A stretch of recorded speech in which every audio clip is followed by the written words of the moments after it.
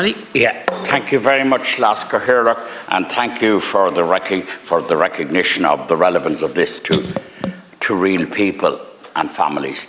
Thank you for that. Thanks also to the Hirlock for selecting the item, and I want to welcome Minister Smith here. And it's always great to have you in the Shannon, and your answers are always lucid and frank.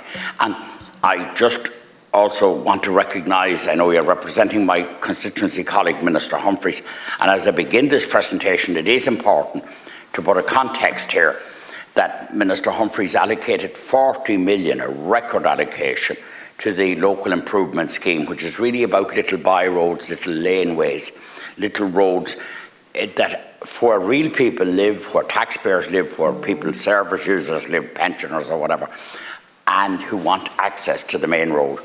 And it is about assisting them. So the Minister gave 40 million there, I think it was April, and that all combines to 170 million being invested in the scheme since 2017. So I welcome all of that. But we always have to keep perfecting things. And basically the situation is now that one herd owner, by that one active farmer, a farmer with a herd number, must live on the laneway. There must be another landowner, and of course there has to be a residence. But the difficulty is that the residence requires 1 hectare of land around the resident. Now, usually most residences, whether they're rural or urban, where they're not active farmers, have a ½ acre around the residence. And it's normal, and particularly at a time of a housing crisis, it probably would be arguable that it's enough. So what I'm suggesting is that if there was a resident on a laneway with that ½ acre, with that house, and there was also a farmer on that laneway who was an active farmer, there's an arguable case, and it's my view, that they should be granted the scheme. Now, that's not to say that people who have other accesses, who can get out to the main road otherwise, and there are some of those who apply for the scheme, that they naturally are not entitled to it, or where the lane is not effectively in use are not entitled. But I'm saying where there's an active farmer, a householder, with the standard amount. Nobody could, when they were buying the site and setting up, building the house, could have anticipated a situation where they would need 3.5 hectares. Or rather a hectare, forgive me, which is so many acres. Yeah, 1 hectare. So I think there's a strong case there, so that you could have a farmer and a person with that hectare qualifying for the scheme when they make their local contribution, etc.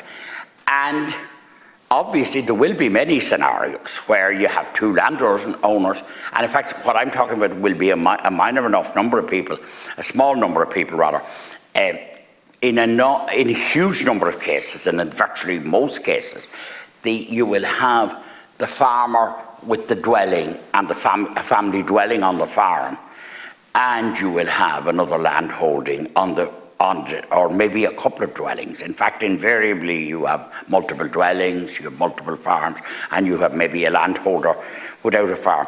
And my distinguished colleague, the Lasker Hirlock, Senator Murphy, would be very familiar with this. In County Roscommon is no different to County Cavan, it's no different to the rest of rural Ireland in this regard. This applies, people have contacted me, colleagues, elected colleagues from around the country have mentioned this to me.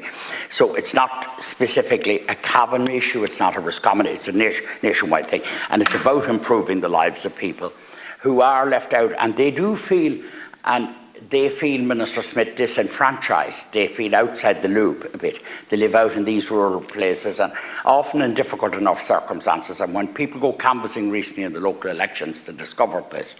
And they can have horrible roads in, and the services then, the nurses and the doctors and all of this don't want to come in, and the milk delivery systems, and there's a whole lot of services don't want to come in. So what I'm saying is we should make the scheme as accessible as possible within the law, within reason, and I would say where you have one householder, valid householder, proper site, and you have the farm, an active farmer, it should qualify. And then obviously in the vast majority of cases there will be multiples of both. Yeah, Senator, and you've made your case very well. I'll allow the Minister now to respond. 4 minutes. Thank you, Senator O'Reilly. Minister Humphreys has sent her apologies that she could not be here today, so I'm here on behalf of Minister Heather Humphreys to answer the question. The Local Improvement Scheme is a programme for improvement works on small, private or non-public roads in rural areas which are not normally maintained by local authorities. The scheme is funded by the Department of Rural and Community Development and it is administered through the local authorities. The focus of the scheme is to support the continued improvement of non-public rural roads and laneways which are not normally maintained by local authorities but which represent a vital piece of infrastructure for rural residents. But Minister Humphreys and I understand just how important the scheme is for people in rural areas and for farm families in particular. There's no other source of funding for these roads which provide vital access to agricultural lands and rural homes. Importantly, as well as providing access to rural homes and farmlands, the scheme is also used to fund non-public roads leading to important community amenities such as graveyards, beaches, piers, mountain access points and other tourist and heritage sites. This serves as another important improvement to access and connectivity for rural areas at a local level. So as part of our rural future, the Government has committed to ensuring that the Local Improvement Scheme is funded into the future, and the scheme was reintroduced by the Department of Rural and Community Development in 2017, and this followed a number of years with no dedicated funding. Between 2017 and 2023, almost €130 million has now been allocated to local authorities under the Local Improvement Scheme. However, it remains the case that there is strong demand for the scheme on the ground, and with this in mind, Minister Humphreys allocated a further €40 million to the Local Improvement Scheme in April of this year. This allocation is in respect of works to be carried out over 2024 and 2025, and it will allow local authorities to plan for the more efficient and effective delivery of road improvements at the local level. A further important change was also made to the scheme this year, and again this was aimed at ensuring that the scheme maximises impact across the country. Up until 2023, it was a requirement of the scheme that 2 herd numbers were required on the parcels serviced by a lane for repair. This requirement has now been changed, so now only 1 herd number is required this year. This change was introduced following feedback from a number of local representatives, and it has been well received. For a number of years, the Department has recommended that land parcels served by roads for repair be a minimum of 1 hectare in size. This recommendation has been in place with a view to supporting the delivery of best value for money with the funding available under the scheme. In keeping with the overall operation of the scheme, however, this has always been a recommendation, and the final decision in relation to the selection of roads for repair remains with the local authority. While this element of the scheme operation remains as a recommendation this year, I'm aware that there have been a number of queries recently in this regard. Officials in the Department of Rural Community Development engage with the local authorities on an ongoing basis as to the delivery of the scheme. Given the queries arising in relation to eligible roads in this instance, I'm aware that Minister Humphreys has requested her officials to engage directly with local authorities in this matter and to review how this recommendation is currently being implemented. I can confirm that the funding of local improvement schemes remains a matter of priority for Minister Humphreys and her colleagues, and the Department will continue to work with local authorities to ensure that the scheme continues to deliver real and tangible benefits for rural communities across Ireland. Very much, Minister. Now, Senator Riley, you have 1 minute to sum up. Thank you, Lasker Hirlock. Thank you, Minister, for your response. On behalf of Minister Humphreys, could I welcome the fact that there is dialogue? Minister Humphreys tends to take a very common sense approach to things, and I'm happy that she is engaged in dialogue, or her officials rather are engaged in dialogue with local authorities to keep the scheme under review. And all I'd be asking you, Minister, is to ensure that my proposition today become part of that dialogue, that it is stress tested and looked at by officials.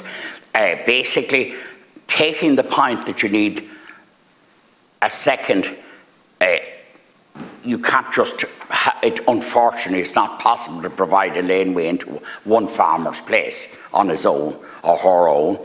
Taking that as a given, surely a situation where there is another house or houses with less. In theory, as it stands, you could have 3 or 4 houses on half-acre sites and the farmer, and they wouldn't qualify because they wouldn't meet the hectare qualification.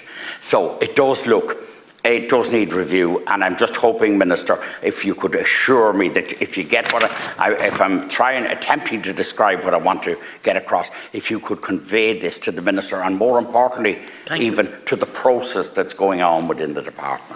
Thank you. Thank you, Senator, and thank you for acknowledging that there is ongoing dialogue with the local authorities, that the scheme has been changed, that it did require that there be 2 herd numbers, that's moved to 1. And from what you're saying to me, you believe that the scheme should be changed so that, as I understand it, rather than that the land parcel has to be 1 hectare, that you could aggregate a number of land parcels together. Now, if you have a proposal in that regard that you can write down and send in, I will make sure that Minister Humphreys gets that and that she can consider that in her discussions with the local authority. But you can see from the answer to the scheme, to your question, that this rule about the 1 hectare is a recommendation. It's a recommendation to local authorities, and that the local authorities have the final decision making. So there is discretion for the local authorities to consider how they are going to spend the money that is within their allocation. There's a recommendation, and they should follow recommendations, but they do have the final decision making power. So I would also engage with local authorities directly yourself, and to remind them that that is the official answer, that it's a recommendation, but that they have the final decision making power. So thank you for raising it. I do understand the issue better now that you've explained it to me this morning, and I'll bring back your recommendation. If you can send me a proposal, I will bring it into the Minister Humphreys for her to consider. Thank